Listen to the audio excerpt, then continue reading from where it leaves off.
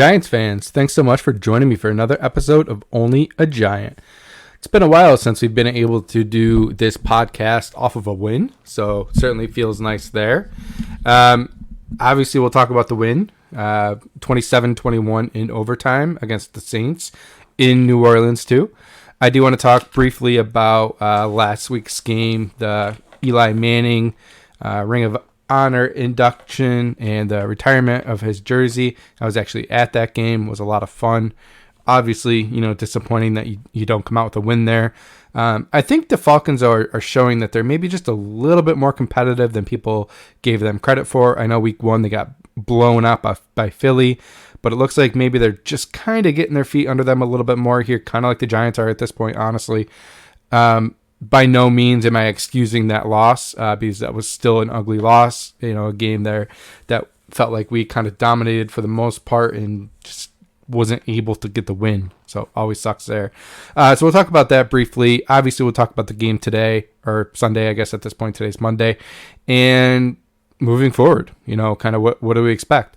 So briefly, we'll kind of just talk about that Atlanta game. The ceremony was awesome. Fans booed the crap out of Mara when he was introducing or shaking hands with Eli Manning, which I didn't love. I guess it is what it is. But we're there for Eli Manning at that point. We're not there to boo John Mara. So me personally, I didn't boo him. That's neither here nor there, whether he's a good owner or he's not. I'm leaning towards not, but that's not what we're there for. So I didn't love that. But whatever, every fan has the right to boo if that's what they want to do. The game itself, tailgating was a lot of fun. Some of the people that we went with, one of the individuals was in charge of bringing, the meats, the buns, the ketchup, all that good stuff. I brought a grill, my vehicle, and then the other buddies brought some chips and beer and stuff like that. Well, the guy bringing the meat, the hot dogs, hamburgers, sausage, chicken that we were bringing, did not bring buns, utensils, or ketchup. He had them, just left them home. So, if we're going to do a come on, man, of the episode, that goes to you, Ryan. Come on, man. Come on. We did give him a lot of crap, though. He took it well. So it is what it is there. Overall, I guess there's really not much else to talk about the Atlanta game. Nothing that we're going to rehash here. I was going to try to record a podcast while there, but it's really windy. It wasn't really working with what I was kind of hoping. So that's why there's a little bit of a delay here. But yeah, let's talk about the actual game. The game that we're here, while we're here. 27-21 win. Daniel Jones threw 28 for 40, 402 yards, 2 touchdowns, and interception. Yeah, I don't really worry about that interception. I'm sure most fans don't. They did end up giving him credit for that touchdown to John Ross, which I thought was pretty cool. I don't often see them kind of overturn something like that. As far as the stats are concerned, normally it is what it is. It's a completion, fumble, recovery, touchdown. So it was cool that they changed that for him because I do think that was something he deserved, but it doesn't often get changed. So definitely pretty cool. Saquon Barkley, not an amazing game running the ball. He averaged 4 yards, but he had a rushing touchdown, the big one at the end, obviously. And he obviously had that huge touchdown catch, 5 receptions, 74 yards with a touchdown. It looked to me almost like, and I listened to the presser a little bit with Saquon talking where they ran that once before and they saw that could be open. To me, it looked like they had some type of little connection, like eye contact or some type of signal where they're like, oh, we're doing it, we're hitting it. And, Saquon caught it, made a nice cut, scored. And immediately he's looking for Daniel Jones, being like, yeah, man, we saw it. We did it. It was kind of cool. So it really kind of looked like, maybe they saw something and just were like, dude, we're doing it. Let's do it. That was good. It was big. Definitely big to see, Saquon coming back to his former self, which is big. Some of the other stats from the game offensively, obviously we already talked about Jones, Barkley, Daniel Jones ran a little bit, 4 for 27. I was kind of miffed that, we didn't really have any designed runs this week for Daniel Jones. But kind of what I was seeing is it seems like teams are respecting that a little bit more. And they're actually, keeping someone on the backside or the other side to be ready for that. And that's also opening up some of the throwing lanes. So it's kind of something where, maybe we ran it in the past and teams are a little bit more ready for it. So they're not, sitting back quite as much in coverage. They're kind of having to watch that. Galladay, 7 targets, 6 receptions for 116 yards. Tony, 6 catches, 78 yards with a drop. John Ross, 3 for 77. Evan Engram, 5 for 27. Fuck him. Kyle Rudolph, 2 for 24. And Devontae Booker even threw in a catch there. Actually, he had a little screen, which was kind of cool. We'll stay in the offense for the moment. A lot of good came out of this game offensively. I don't care what most people think. Offensive line did okay. The tackles, I think Solder actually played one of his better games, and it kind of seemed like a lot of people thought that anyway. Andrew Thomas, solid as a rock over there. But there was pressure. It seemed like there was a lot of pressure up front, up through the middle, up the gut. And maybe I'm wrong. I haven't seen any stats yet as far as how many pressures were let up or this or that. But to me, the reason that no sacks were allowed in this game is because I thought Daniel Jones actually did a much better job moving in the pocket or just getting rid of the ball, which has always been a little bit of a bugaboo for him. Something that he just is always trying to make a play. He's always trying to move and maybe doesn't always feel the pressure. I felt like this game was a game where, he just stepped up all around. I felt like he felt the pressure a little bit more. He was able to get rid of the ball when he could. He stepped up just a little bit, maybe not as much as you thought you wanted him to, but also when you're getting a lot of pressure in the middle, it's hard to step up. That's not really an option. So offensive line, other than, Solder and Thomas, I thought played okay. I'll be interested to see the numbers and see if that backs me up or not.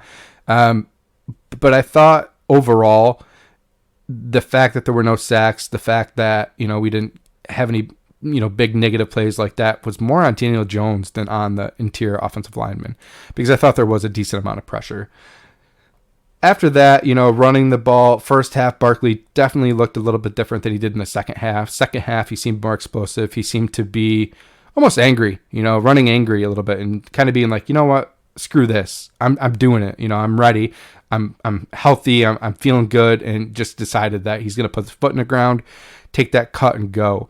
And it was awesome to see, a lot of good runs in the second half. Offensive line, I think, helped with that just a little bit, getting a little bit of push.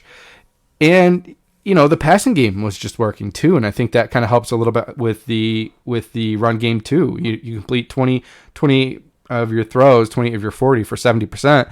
And teams have to start sitting back a little bit and seeing if they can get into the lanes for the pass. Peyton said something about, Daniel Jones getting rid of the ball really quick, and that kind of hurt. Yeah. So they started dropping back just a little bit more in coverage to try to, get in his throwing lanes, and it didn't work.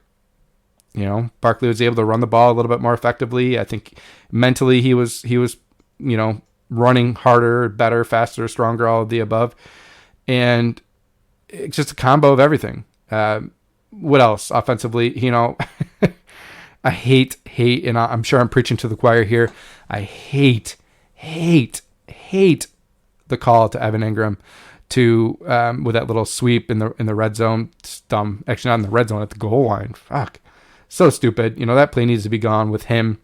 And then also, I don't know if anyone else noticed this, but it looked like he was walking or running with kind of a limp, a little bit of a, still not quite there. So it looked like he wasn't playing as much. I haven't seen a snap count or anything yet either. I don't think he played nearly as much as he did or typically does, which is a good thing. I saw a lot of Kyle Rudolph. I saw a little bit of Caden Smith, not a lot. They need to be on the field. And actually, realistically, what we should be doing moving forward is going receiver heavy. Tony, Shep, Galladay, and John Ross should be your 4 receivers. When you need the tight ends in, obviously you have your tight ends in. Run to Galladay's side. He's a good run blocker. So is Shep.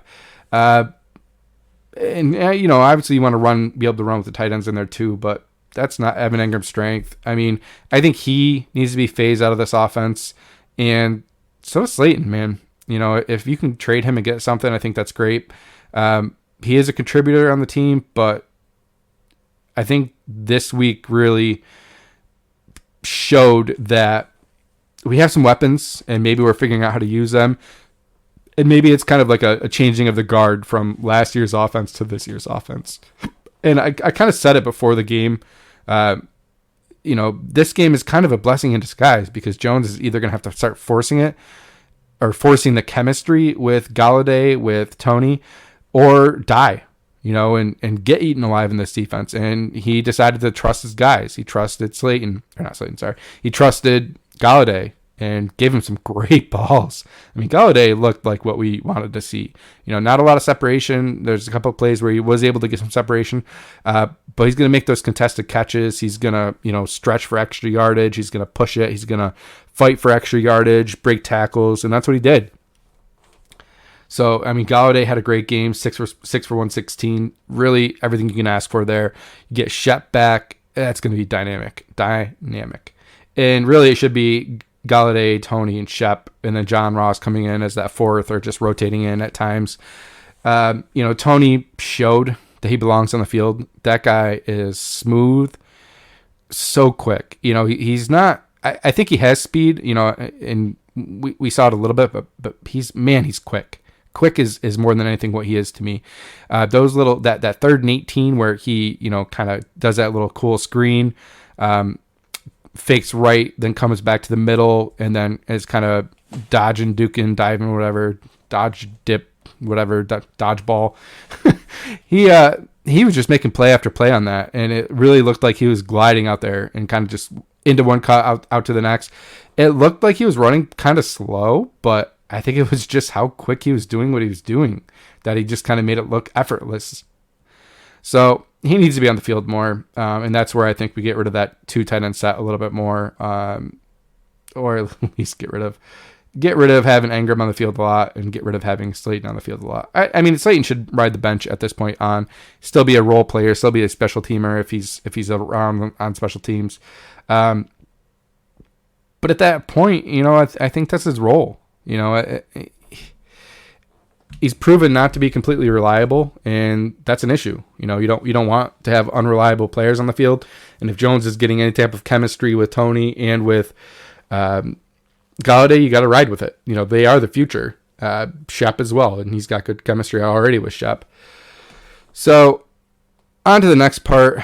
We'll talk a little bit about the defense. And defense is a mixed bag, man. I don't know exactly where to go with it at this point. They're not playing good. They're not playing good football. And I think that's something that, kind of me and some buddies talked about where they'll pick it up, kind of same things last year. It started off kind of subpar and kind of worked their way in. I get that, and I agree. It needs to get better, defensively. We're still way too bend, don't break. And people point to, we only allowed 14 points at Atlanta and low scoring games. And well, yeah, when you're dropping everyone into coverage and playing soft and letting all the underneath stuff come through and making them drive 10, 12, 14 yard play or 14 play drives, that's going to slow the game down. That's not a bad game plan, I guess, but I mean, it's only bend, don't break until you break. And, this game, first half, into more into the second half, I guess, the Giants broke. Taysom Hill kind of made us look silly and embarrassed us. Luckily after that, we were able to get that 4th down stop in the 4th quarter, which helped us to, score a touchdown and then eventually tie the game at the end. But I'm not impressed. Defensively, something needs to change. I know Jabril Peppers hasn't played great, coverage-wise. He's just been lacking.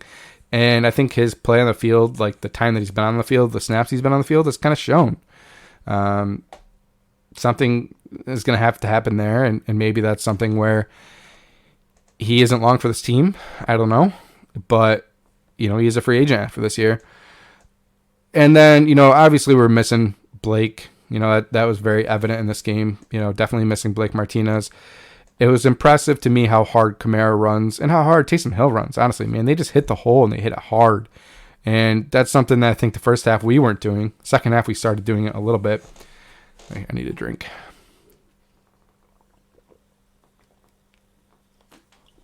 Yeah, sorry about that. So, we're definitely missing Blake, and that's not going to change. I don't know what the plan is moving forward. I mean, you got to assume it's Taysom Crowder, it's Crowder. And then what?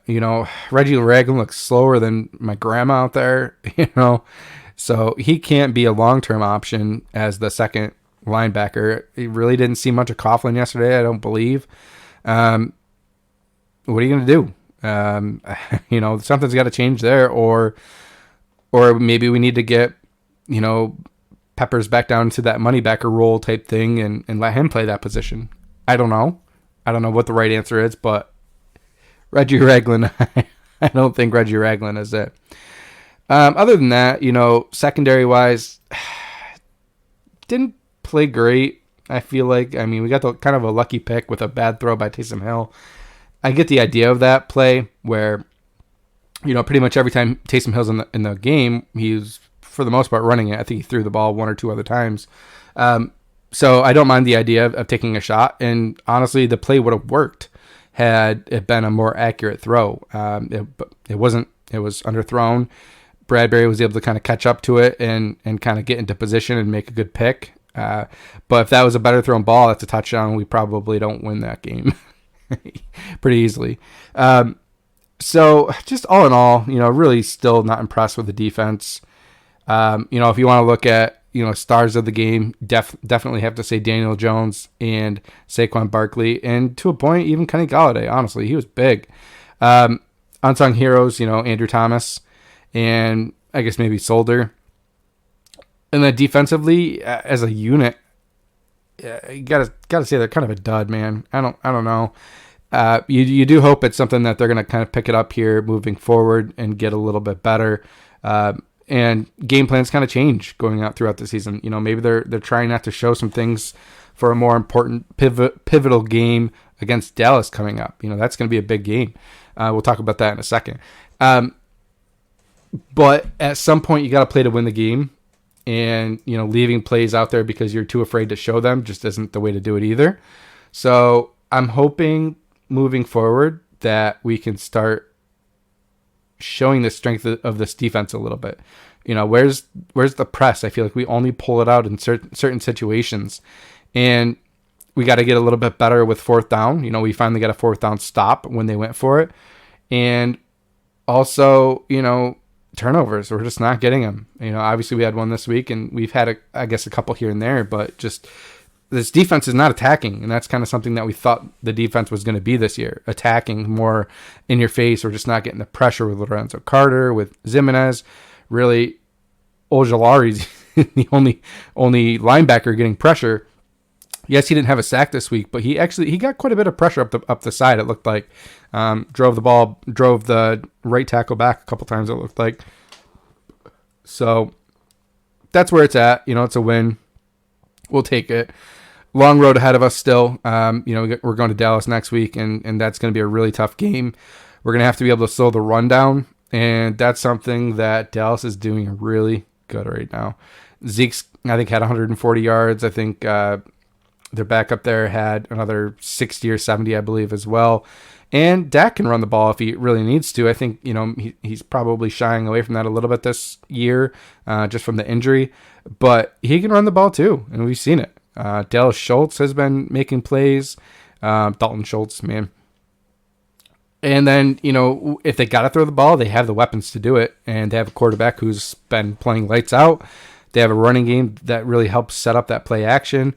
And then, defensively for Dallas, they're playing pretty good. They seem to be coming into form for, what they have. Dan Quinn's doing a really good job there. Micah Parsons is flying around as an edge guy.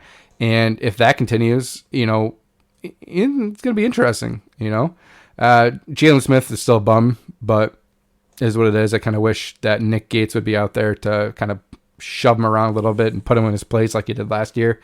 I hate to say like any game is a must-win game because they all feel like they're must-wins. But we need a division win here. We need a game where we can establish the run again, and kind of keep that going. I know we only had 13 carries with Barkley, but get Jones the ball a little bit. I mean, one thing I know about Dallas is they never really played too disciplined as a team. So try that, do a little bit of a RPO and see if we can get Jones to break one. See if they're going to remain disciplined on the back end. Now granted, this is a different defensive coordinator, Dan Quinn, who knows what he's doing. But as a team, just Dallas never seems to play overly disciplined. So I would try to do some things like that. I think it's going to be imperative to keep Saquon involved and get Golladay moving. I'm hoping Shep will be back, and I haven't really heard too much about that yet. If he is back, keep him involved and just kind of keep evolving this offense. Stop being stagnant and keep improving. And we're heading in the right direction with that.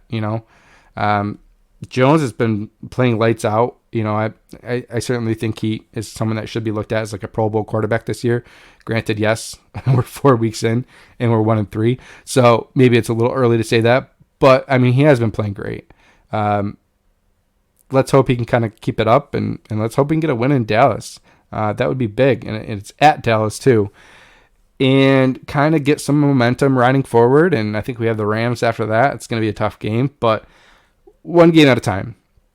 So, my keys to that game, slow down the run, try to hit Zeke in the backfield if we can, get Dexter Lawrence going, get Leonard Williams going, and be ready for the play action, because that if we can slow the run down just a little bit, they're going to be trying to throw that play action in there. And if we can't slow down the run, that's going to be really, really effective. Offensively for us, I think take advantage of, the fact that they're traditionally not very disciplined. We'll test that early and take advantage of the over-eagerness of guys like Micah Parsons, who, is always trying to make a play. See if we can fool him a little bit. Get him to bite early, snap on a snap count, or, bite on a play action. I think that's something that, we rode really heavy this week.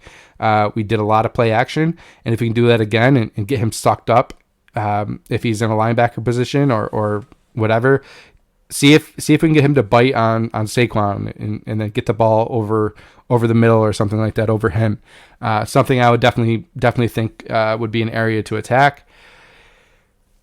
It's a little scary, if we can win this game and kind of start showing progress. You got to assume Garrett's going to be sticking around. You got to assume Gettleman's going to be sticking around.